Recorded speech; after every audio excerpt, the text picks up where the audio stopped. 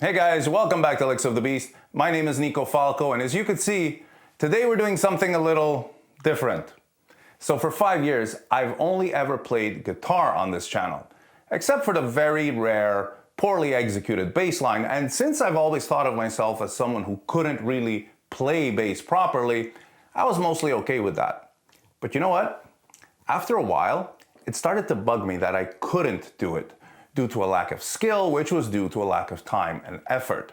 And especially considering how much I love Iron Maiden and the fundamental role that the bass plays in their music, this started to become less and less acceptable to me. So I did what I should have done some time ago, and that is start practicing a little bit each day.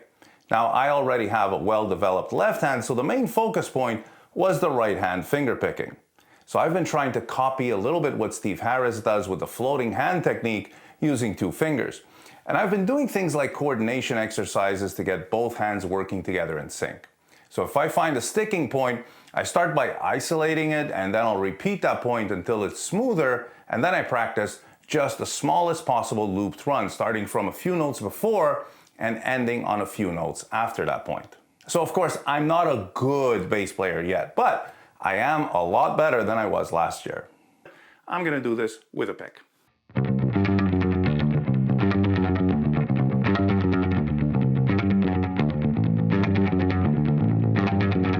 So I thought I would make this video just to share that progress with you and show you how much you can achieve in a relatively short amount of time just by making sure that you get a little practice session in each day.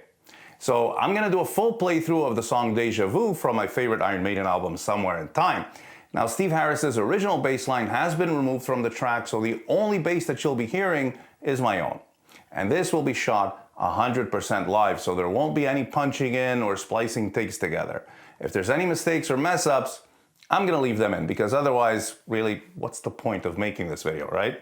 Oh, and if you've been looking at this stunning specimen of a bass wondering when I was gonna shut the hell up about my practicing and tell you a little bit about it, so real quick, this is a Lado signature that was hand-built by Joe Lado in the early 2000s. So this is a neck through body construction, and it's made mostly from curly maple with bocote for the darker accents. Now, bocote is a really nice and somewhat expensive wood from Central America.